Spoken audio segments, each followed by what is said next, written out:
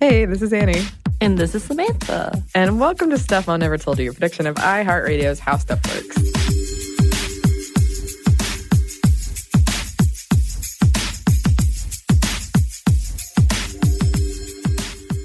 In our last episode, we talked about the gendering of food, mostly men and meat, and where that whole...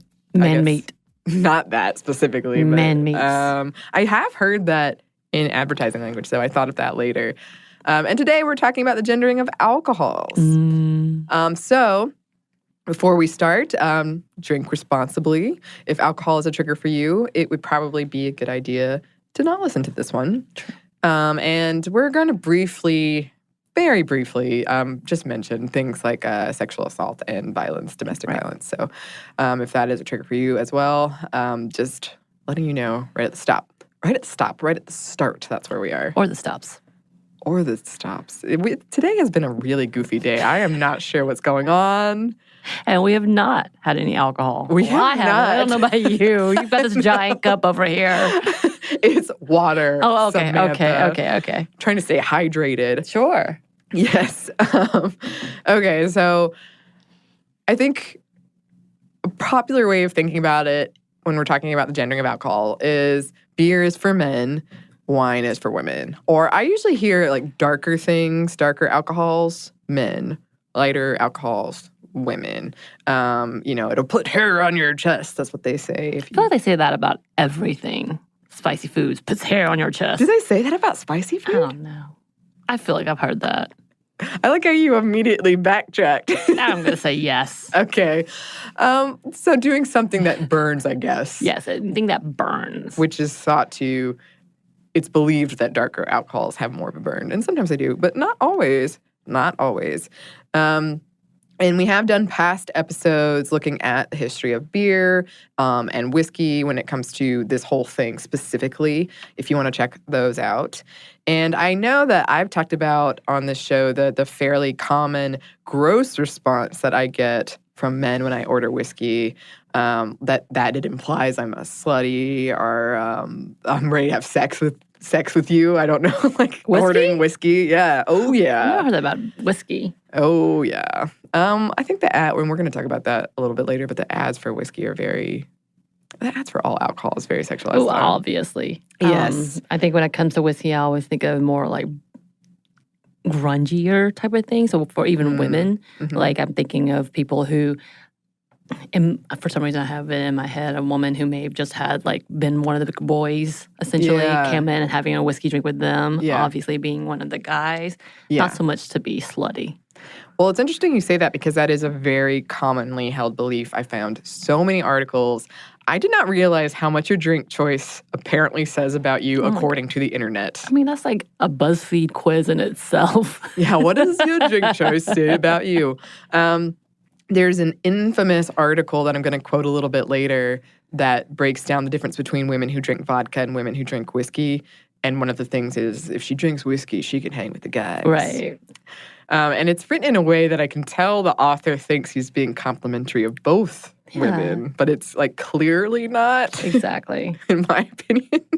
And we've all seen the joke in our media of a girly or weak drink. The fact that girly drink even exists as a term, right? That says a lot right there. And when dude orders a fruity drink or a girly drink, I always think of Scrubs. When JD orders an appletini, please, easy on the teeny. Right, and I think of the New Girls episode where Winston, because he gets the girly fruity mixes that Nick makes mainly for girls, and he goes, Winston's like, I'm being so naughty. Look at me being naughty. It's so interesting to me that this exists. I mean, I will say my family, this is reversed. This is completely reversed. The men in my family do not drink, barely any, and when they do, they drink, quote, girly drinks, sweeter things. So that's my friend group too. Most of my friends are the opposite. The girls like the whiskey and the dark beers, and the guys like things vodka-ish. I love gin too, but stuff like that along those lines. Yeah. Yeah. And I think in my case, my mom's side of the family, they're drinkers. And so it's not really, I haven't encountered too much of this until I started going out on my own. Mm-hmm. And then people are like, what are you doing ordering that whiskey? You can't handle that, little lady. Anyone ever called you a little lady? Yes. That makes me want to punch me. Why do people keep thinking that they can call you random things like that? Oh my gosh. I get this all the time. And then I recently was buying a bottle of rosé, and a dude near me called me princess. What? Said to his dude friend, look, she's buying it because she's pretty. Like, he was talking about me in third person. He addressed me and then did this in third person. Like, well, clearly he doesn't view me as a human being. Right. Okay. I feel like that is such a weird concept. I will say I don't love rosé myself just because I don't like the taste per se, but it definitely was my beginner drink. That's really interesting because rosé, to me, I didn't even try it until a couple of years ago when it took off. Well, now it's big. Right. Like the rosé has kind of gotten its niche, but yeah, that was my beginner drink. Wow, really? We just did an episode on rosé over on my other show, Savor, and one of the big reasons, side note, people think it took off is because it is millennial pink, and that color took off, and people just like taking pictures with the color. Oh, is it an Instagram worthy? It is very Instagrammable. Interesting. I just remember thinking I didn't like Chardonnay because that's too abrupt and dry for me. So that's not something I would ever drink. I don't like Chardonnays. But then to start off, going deep red was too much. So someone just handed me a light pink drink. I was like, oh, look. It's like in the middle. Yes. That's my thought. Okay. Well, you're learning a lot about our drinking preferences. So if you want to send me something, don't do the rosé. I'll take it. I'll take it. So let's start with some brief history here. The alcohol industry and women, for a long time until our more recent history, have not gotten along. And I mean, you can argue even now don't. The industry funneled a lot of money to politicians who promised to prevent women's suffrage, probably because women had been big proponents of the temperance movement and prohibition. Throughout history, women drinking in public has been frowned upon and judged as lewd or crass, too manly. And this is, again, sort of more recent history because in ancient times it wasn't necessarily that. Right. Right. But it got a flip and became unladylike to do such things. It did. Who knows what you'll say? A curse word in public? What? Me, never. No, never. And now that women are allowed to drink in public, relatively free from scorn, or at least compared to this, because we're going to get into that more later, you're not necessarily free from scorn.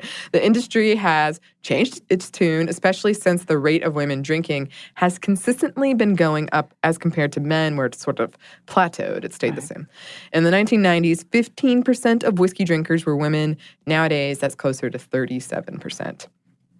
Gendered marketing and products around alcohol is all kinds of messed up. There are tampon flasks, the wine rack, which is a bra that you can fill with wine. Right. I feel like a lot of this is basically, though, because people think that men are afraid of things like tampons. That's the one thing you won't check. It's true. That's what it said when I was reading. Because at first I thought, is this something you insert? Right. No. And so I wanted to read the product description. Wow. And it's because people are afraid of checking tampons, which hilarious. Yes, hilarious and sad. The alcohol industry is pretty notorious for gendered marketing. Experts have compared it to how we gender toys. When it comes to alcohol, most of these follow the traditional stereotypes that men are aggressive and tough, and women need to be concerned about their weight and their beauty. Right. And this has negative side effects on so many levels. But in terms of weight and drinking, this pressure can lead to unhealthy behaviors like drunkorexia. We've talked about that before. And binge drinking. Right. And with the drunkorexia and whole gender idea, because that's what you were talking about, the tampon thing. It's true. People did soak alcohol in the tampon and get extreme drunk without all the calories. Yeah. That was part of that. So, yeah, you're right. You're right. Yeah. There's a lot of weird concepts. Dangerous and unhealthy. Right. Interestingly, a lot of brands have leaned harder into masculine marketing, even though more women are drinking. And this is because, again, masculine equals better in our society. Women can, quote, drink with the men, but men do not want to be caught drinking what women drink. And this is all generalizations because I definitely have some male friends in my life that do not care. Right. They'll order whatever they want, and I love it. Get that girly drink. There's no such thing. There is no such thing. There's drinks that you like. Right. That tastes differently to different people. Exactly. From a 1988 study, so a little dated, but I thought interesting, called Gender Expectations for Alcohol Use, a study of the significance of the masculine role. Sex differences in drinking behavior appear related to two variables. One, sex differences in the purpose and meaning of drinking, and two, differences in attitudes regarding the acceptability of drinking and drunkenness among women and men. Regarding the first variable, data on sex differences in where, when, and how drinking occurs suggests that it has a different meaning for the sexes. Women tend to drink wine, tend to drink slowly, drink with family members or at parties, drink on special occasions, drink on Saturdays, and drink to celebrate events and dates. This style of drinking suggests that drinking is a social ritual for women, serving to allow women to celebrate and solidify their bonds with others and to reinforce and maintain their social bonds. Men, on the other hand, tend to drink with same-sex friends or acquaintances, drink in bars in the company of strangers, drink irrespective of special occasions, drink beer, and drink fast. In addition, men to drink for the effect of drinking to get high or drunk, and their drinking is more likely than women's to be associated with antisocial consequences. This style of drinking is also seen as a social ritual, serving in this case to allow males to denigrate, deny, or weaken bonds with others, and to violate rules and roles occupied by others. Thus, men's usual style of drinking has been called, quote, individual egotistic. This literature indicates that drinking for women seems symbolic of attachments to others and appears to serve expressive communal purposes. In contrast, drinking for men seems symbolic of detachment from others and appears to serve instrumental agency purposes. Sex differences in drinking behavior, then, are partially a product of gendered stereotyped differences in the meaning or purpose of drinking. And that has been, that's an older study, but that has been borne out in many more recent studies. And I did find several articles looking into this whole thing in different countries, like in Nigeria or Estonia. And in general, they seem to find that men saw drinking and, quote, being able to hold your liquor as a manly thing, and women seem to find drinking in public not necessarily good for your reputation.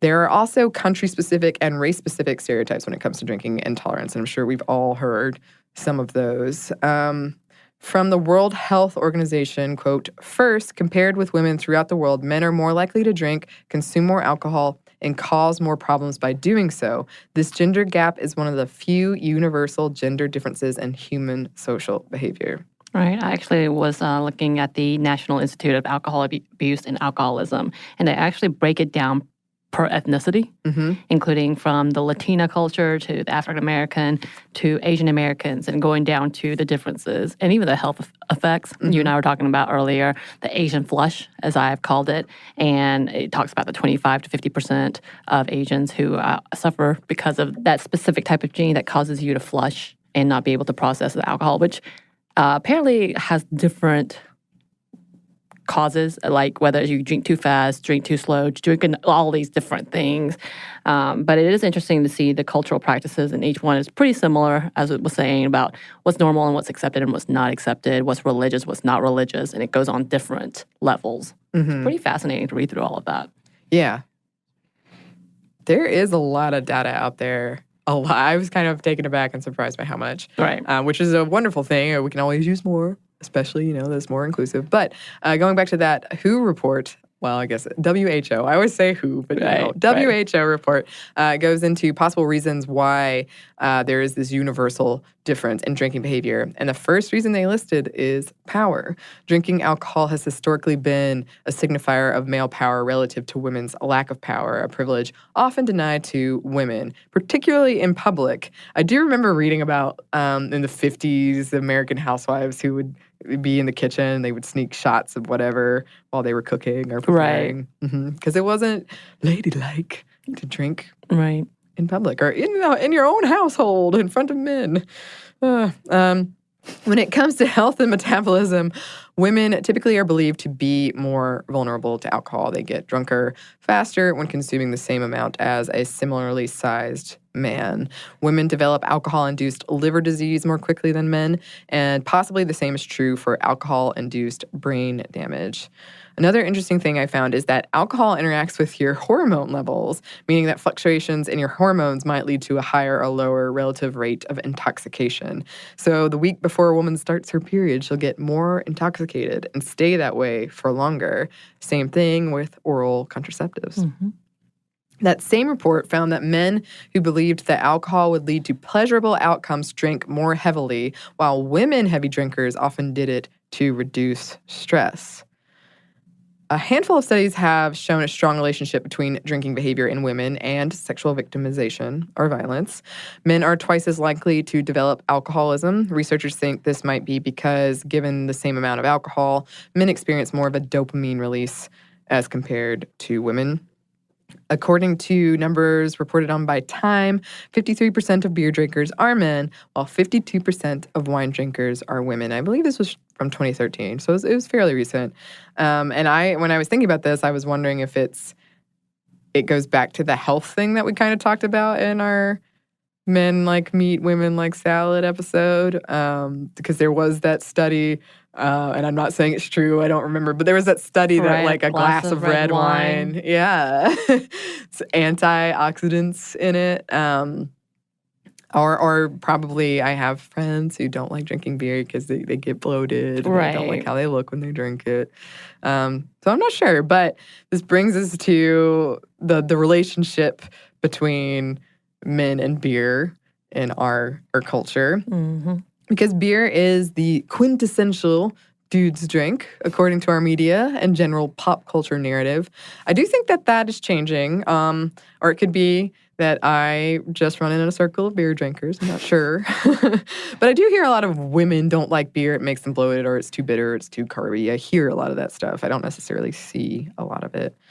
But the cool girl, she rears her head again. From the article I referenced earlier, it's a thought catalog article called 7 Reasons You Need to Date a Woman Who Likes Beer. Oh, never mind. This is a different article, but they're in the same vein.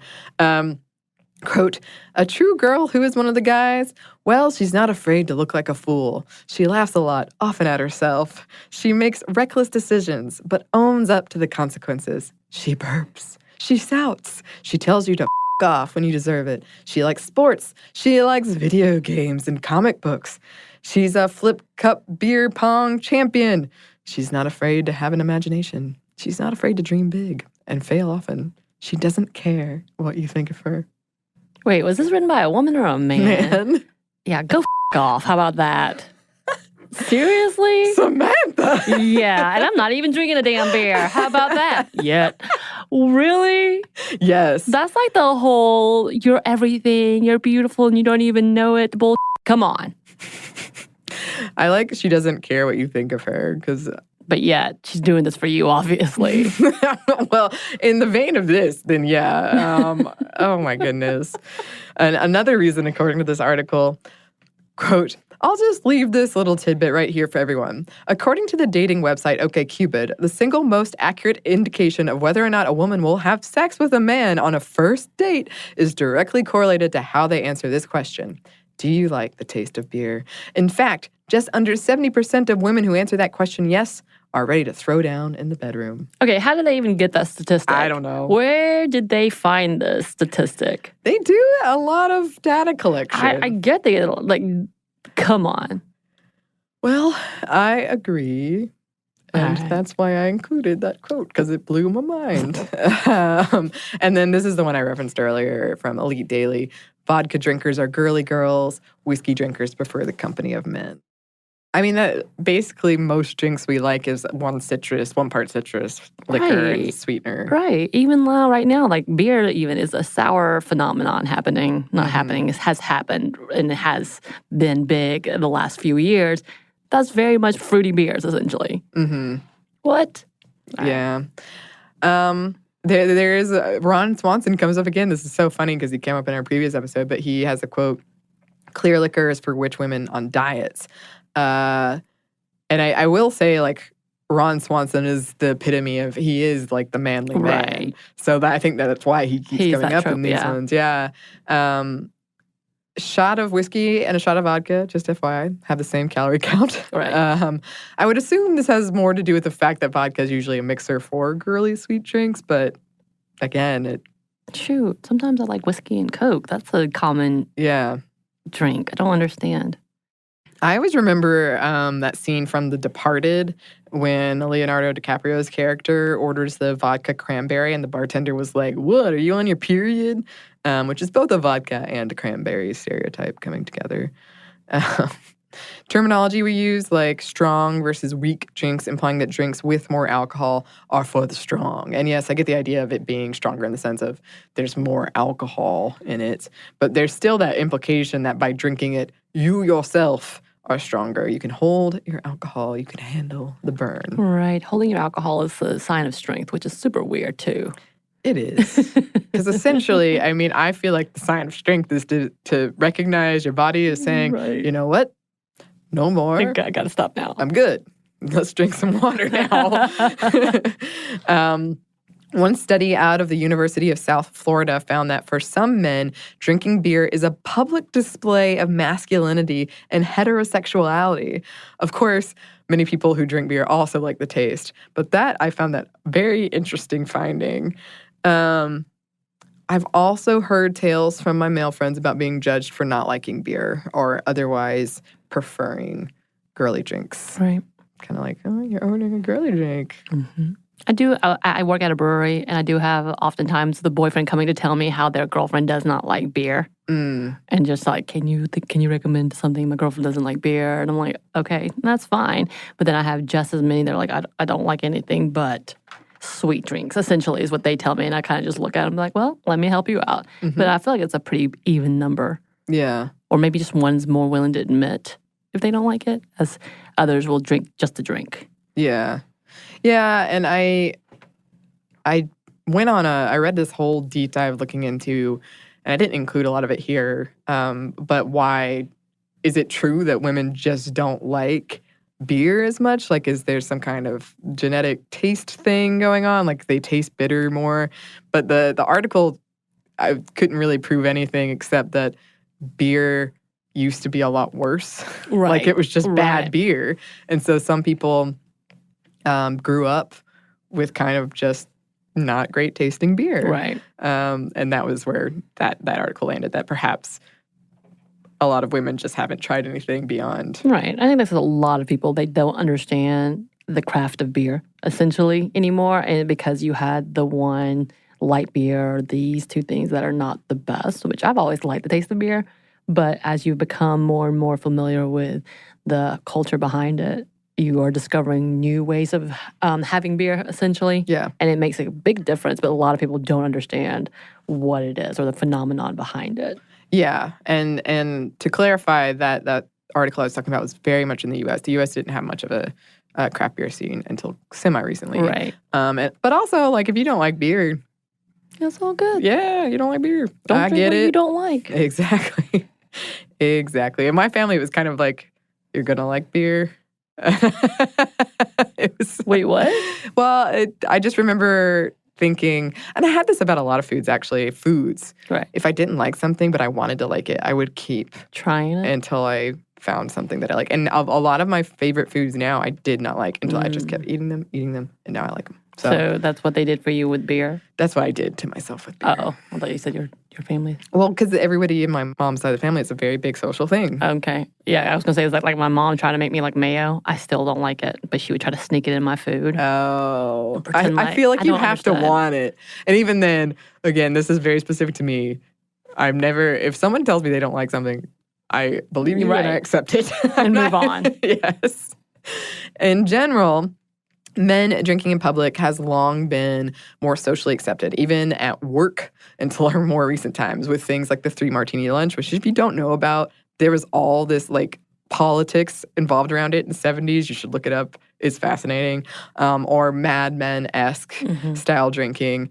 When it comes to the darker drinks for men thing, darker drinks, rightfully or not, come with a perception of being harder or stronger, both. And this did used to be the case until the 19th century. Generally, darker liquors were bottled at a higher proof, and this had to do with aging, the aging process, adding flavor. Whereas for a lot of clear liquors, if you age it, it won't necessarily add flavor. But that whole darker liquor being stronger is not always the case these days. Some studies looking into increased violence when drinking as partly an observed behavior believed to be acceptable in this context among men. If you witness it, it seems like if you're drinking, I can behave in a certain way, that has a lot of consequences for so many social issues. Okay, so that's kind of the beer/masculine side of this, which brings us to the feminine side of it. But first, it brings us to a quick break for word from our sponsor.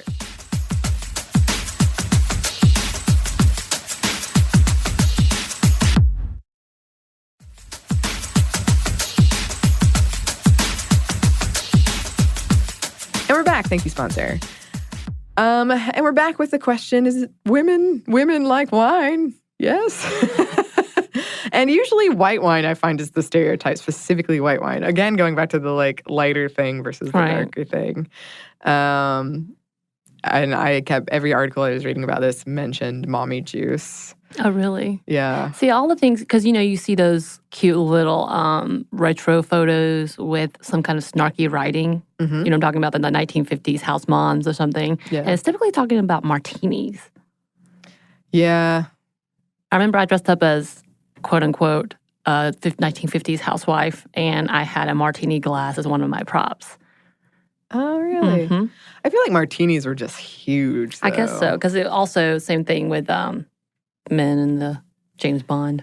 Yeah, there was a diet that I find funny now. I'm sure it wasn't funny then, but there was a diet called the steak diet, the man steak diet. It was a diet for men, and it was you have to eat at least one steak a day and drink at least one martini a day. I remember you talking about this in the episode. Okay, that was weird. It's a real thing, right? And I feel like it was just dudes being like, I want to eat my steak and drink my martini and not have anybody give me any guff about it. Right. Yeah, but that's what I guess in my head, it's like I always see get mommy a martini. That's how I've seen it. I definitely see the white wine too, because Chardonnay has always been kind of the mama drink as well, it seemed. Yeah, I feel like it's just become kind of a meme almost. Like that you're your mom and you can drink too. Whoa. Right. We did an episode a while back on women drinking more wine in general to deal with the patriarchy, and because women are drinking more, and going back to that reason why women drink that we mentioned earlier, it is usually either social or to deal with stress. Right. And sometimes that can, I'm sure, overlap. Yeah, definitely. That's the happy hour. That's the happy hour, yeah. But looking at something like mommy juice, that name does suggest, see, we are more than just a mom. We have other dimensions. And we often see or hear women saying stuff like this, like, I've earned this, I needed this. It might be your friend's advice when you're going through something. Get some wine or get beer, right. Whatever it is. Newly sober writer Christy Coulter over at Vox wrote, quote, maybe all that wine is an Instagram filter for our own lives, so we don't see how sallow and cracked they've become. It's quite the read. And women do have a different set of fears when it comes to drinking. I mean, one of the obvious ones being someone's going to put something in your drink. Right. Fear of sexual assault is frequently a factor, even subconsciously, for how much a woman drinks in public. There have been surveys looking at why, trying to get to the bottom of why women drink less in general than men, and that was a big reason. Right. A lot of women linked public drunkenness to spoiled sexual reputation, or are being judged more harshly. And I've seen this. If a dude is super intoxicated, it's like, Jim is wasted. It's so funny. But if a woman is super intoxicated, it's like, look how pathetic and sad she is. She's so sloppy. Like, poor thing. Mm-hmm. And last year, when I was at Dragon Con, I dropped a beer bottle and it shattered. And I wasn't drunk or tipsy, but I had my Captain America shield and my Winter Soldier arm and all the superhero gear is not conducive to holding a drink, it turns out. I was trying to text somebody. Too much was happening. I have seen people with koozies in their Captain America shield. I was going to say, don't you have like a cup holder in your Captain America I feel shield? like I'd forget and I'd like put it, I would let it drop and it would fall out. Anyway, I'm looking into it. But people did the most dramatic of movie gasps and they started whispering. I felt so horrible and embarrassed by it. And my brain still keeps me up at night about this. Really? It's one of those things, when your brain is like, remember that time you did this really ridiculous thing? Yeah. And I'll probably I was with people I kind of, we see each other every year at Dragon Con, but we don't know each other super well. Right. So I'll probably see them again this year, and I bet you they're going to bring it up. Just from dropping a bottle? Yeah. Shoot, I would have been more concerned if I'd fell or something. That's the thing is, like, I get it at Dragon Con because people are usually drunk, and I usually get drunk. Right. But in this particular instance, I wasn't. I'm just clumsy, and no one believed me about it. That's so weird. Yeah, and if anyone saw that, the Winter Soldier dropped the bottle of beer outside of the Marriott, that was me. That was me. Another thing women cited when it came to concerns around drinking in public or how much they would drink in public is the value of social currency online diminished when photos of unflattering drunken behavior are posted. And like a lot of them said they like go out and untag. And, yeah, if they're in a picture where it doesn't look, or they don't like how it looks. If they just think they look drunk. Yeah. Mm-hmm. Well, I mean, at this point in time with social media, you could lose a job. That teacher who had a drink in her hand, nothing implied she was drunk, nothing implied she was anywhere near kids, but she lost her job as a teacher. Yeah. That was absurd. Yeah, I sometimes struggle with, like I said, in my family, drinking it was just kind of a thing. Right. So I didn't really grow up with this mentality that I know a lot of people have. So sometimes I forget. And like to me, you can just have one drink at lunch and that's fine. But I've been around people who are clearly uncomfortable when I do that. Right. I mean, I'm definitely one of those that didn't grow up with it. So having alcohol in my picture is not my favorite thing. Yeah. As well as the fact that I do work for a state government. And so I'm very, very cautious. I try to hide as many things as possible. Of course, to a certain extent, I'm like, this is just being an adult and being active, and there's nothing truly wrong here. However, it does go through my mind. I'm like, how is this going to be perceived? Yes.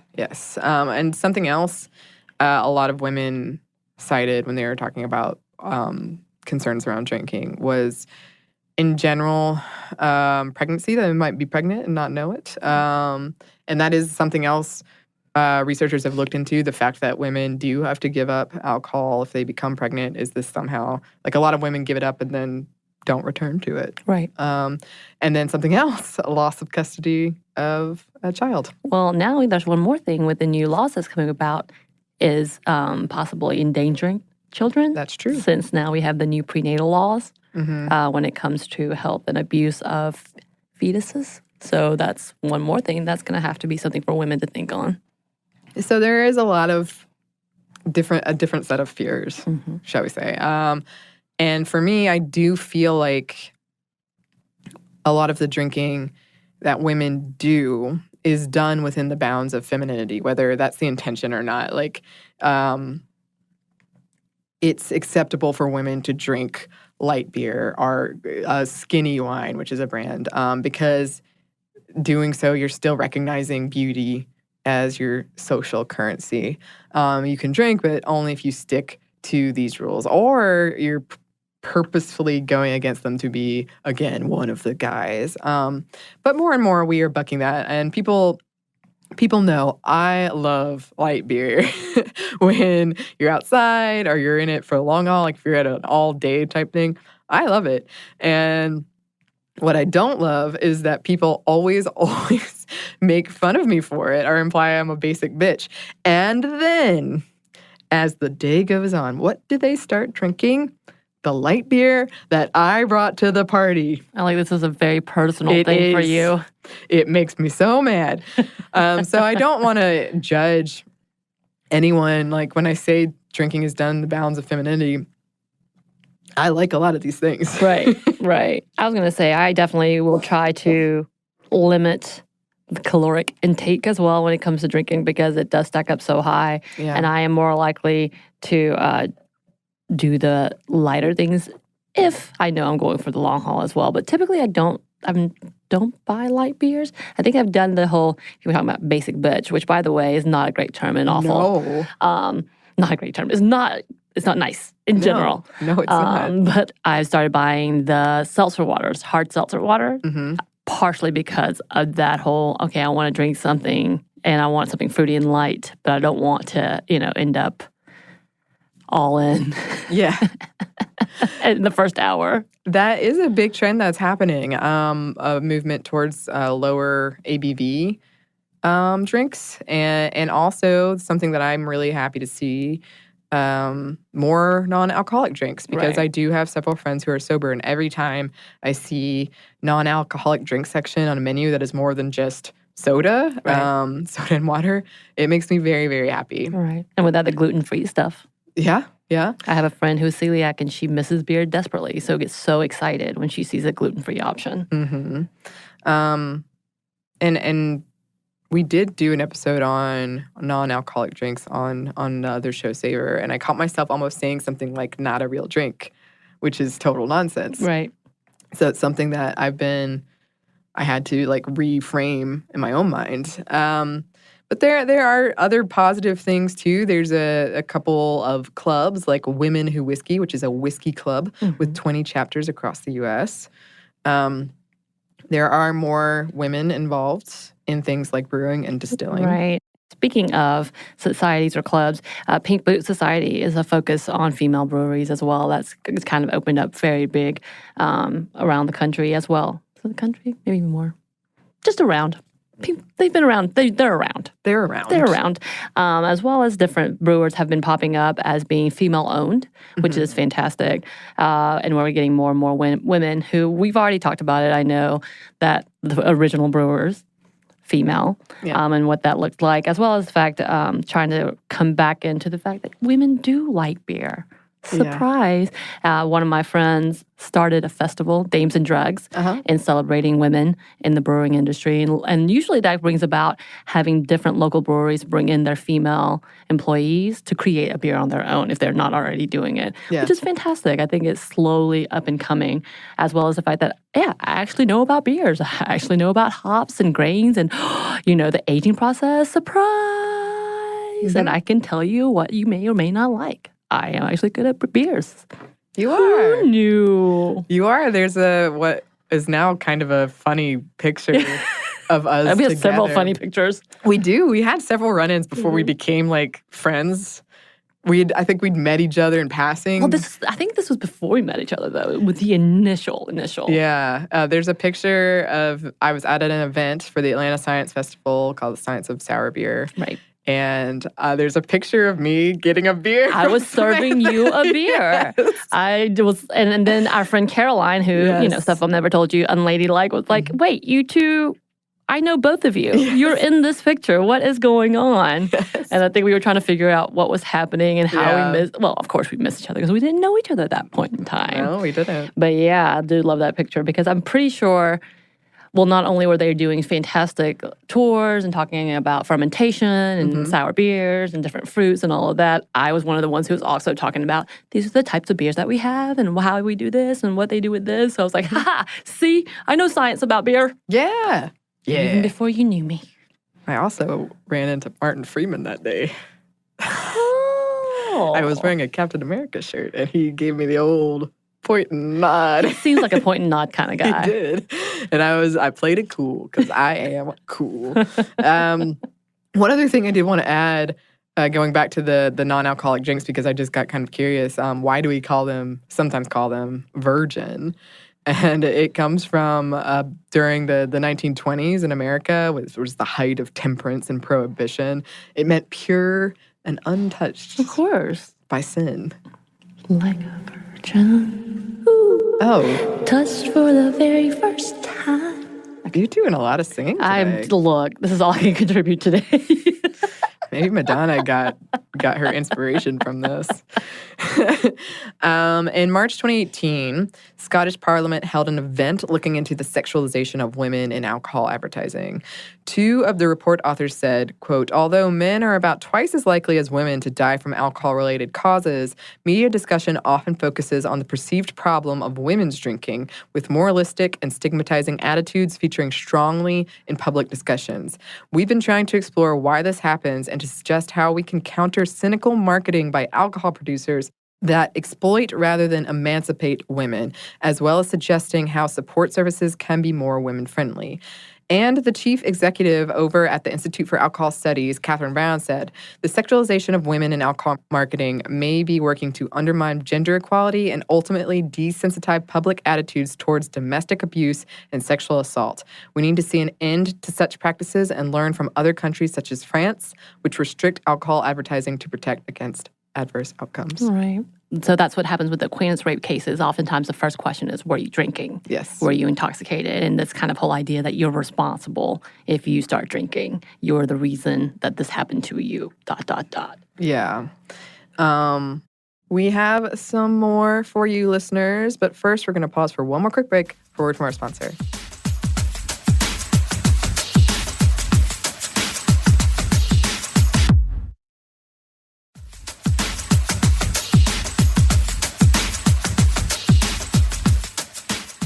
And we're back. Thank you, sponsor. And I know there is a lot of conversation right now that I find really fascinating around the idea of,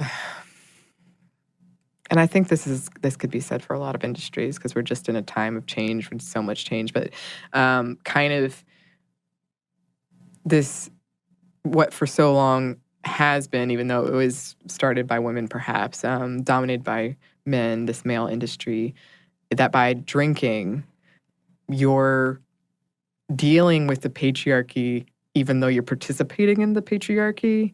Like, it's the male industry telling you, yeah, you want to drink this, you want to be part of the group, you want to be part of men. Women, it kind of reminds me of that whole cigarette thing, how what happened with that.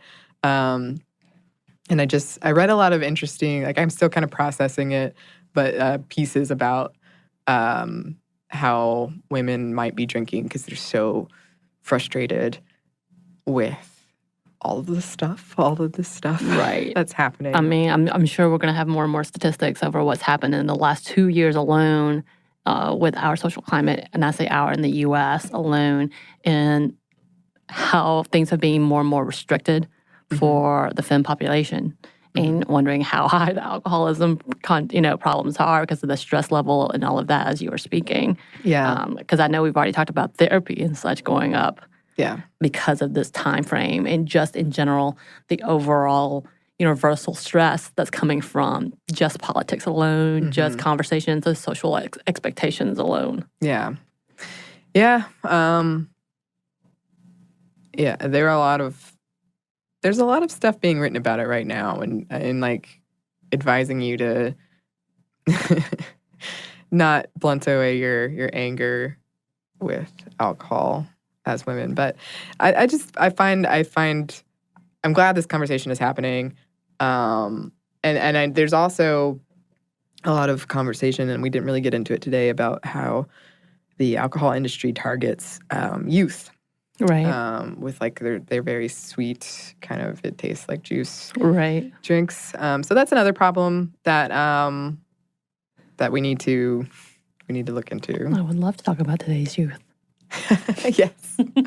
Well, we can do that. We can. But in the meantime, this is the end of this episode. We would love to hear any stereotypes you've encountered. Right. Any clubs maybe, or something that you find hopeful about this whole situation. You can email us at stuffmediamomstuff@iheartmedia.com. You can find us on Twitter at momstuffpodcast and on Instagram at stuffmomnevertoldyou. Thanks as always to our super producer, Andrew Howard. And thanks to you for listening. Stuff Mom Never Told You is a production of iHeartRadio's How Stuff Works. For more podcasts from iHeartRadio, visit the iHeartRadio app, Apple Podcasts, or wherever you listen to your favorite shows.